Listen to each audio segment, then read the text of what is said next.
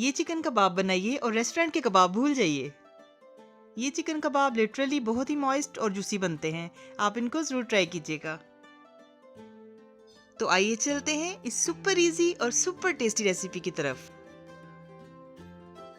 मैंने आधा kilo chicken का कीमा लिया है और इसको अच्छी तरह से वॉश करने के बाद स्ट्रेनर में रख दिया था। एक दिन पहले मैंने ये प्रोसेस किया था क्योंकि हमें कीमे में पानी बिल्कुल भी नहीं चाहिए, कीमा ड्राई होना चाहिए। इसमें हमें जो इंग्रेडिएंट्स चाहिए वो ये हैं: फ्रेश धनिया 3 टेबलस्पून, 3 सब्ज मिर्चें जिनको मैंने हाफ कट कर लिया है, छोटा सा अदरक का टुकड़ा, एक छोटे साइज की प्याज और 6 जवे लहसुन के और 3 टेबलस्पून ब्राउन प्याज।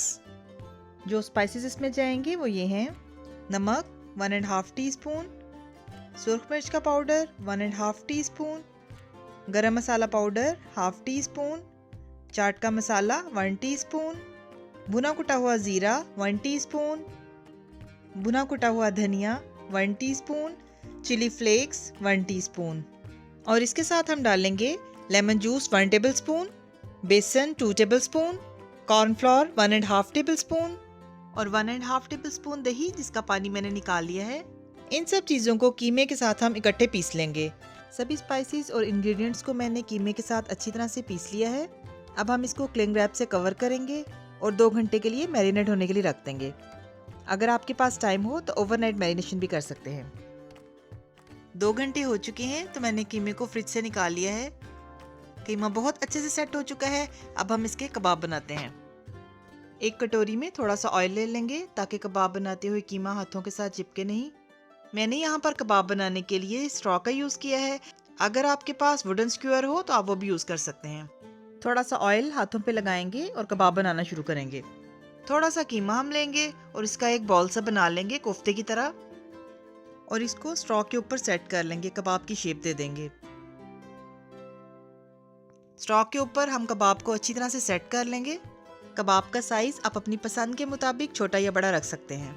कबाब को स्ट्रॉ के ऊपर सेट करने के बाद हम एहतियात से स्ट्रॉ को निकाल देंगे और ये आप देख सकते हैं कि कबाब की कितनी बेहतरीन शेप रेडी हो गई है। इसी तरह से हम बाकी के कबाब भी रेडी कर लेते हैं। तो सारे कबाब रेडी करने के बाद फिर मैं आपको दिखाती हूँ।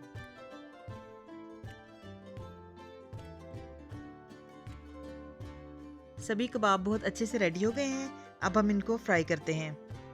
एक पैन में थोड़ा सा ऑयल डाल के हम उसको गर्म होने देंगे। ऑयल को तेज़ गर्म नहीं करना। जब ऑयल हल्का सा गर्म हो जाएगा तो हम इसमें कबाब डालने शुरू करेंगे। देखिए ऑयल हल्का सिजल कर रहा है तो हमें यही टेम्परेचर चाहिए। एक टाइम में हम इतने कबाब डालेंगे जितने हम आसानी से हैंडल कर सकें। फ्लेम अभी मीडियम लो पर है। 1 से 1.5 मिनट के बाद हम इसकी साइड चेंज करेंगे और इसी तरह से पलट पलट कर हर तरफ से पका लेंगे। 8 से 10 मिनट में कबाब बहुत अच्छे से गोल्डन हो जाएंगे। फ्लेम को हम मीडियम लो ही रखेंगे।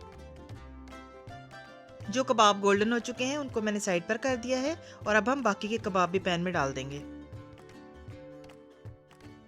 कबाबों को फ्राई करते वक्त इस चीज़ का ख्याल रखना है कि ये हर तरफ से इवनली गोल्डन हो जाएं।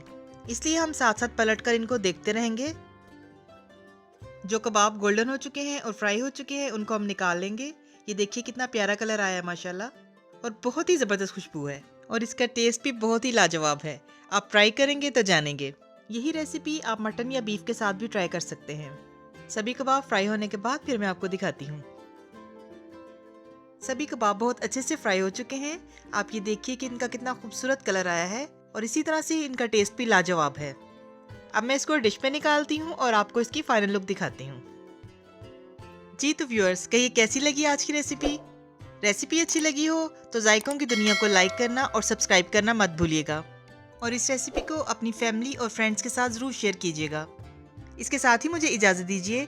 अल्लाह ताला आप सबको भी और हमें भी ईमान, सेहत और सुकून की बेहतरीन हालत में रखे और दुनिया और आखिरत में इज़्ज़त अता फरमाए।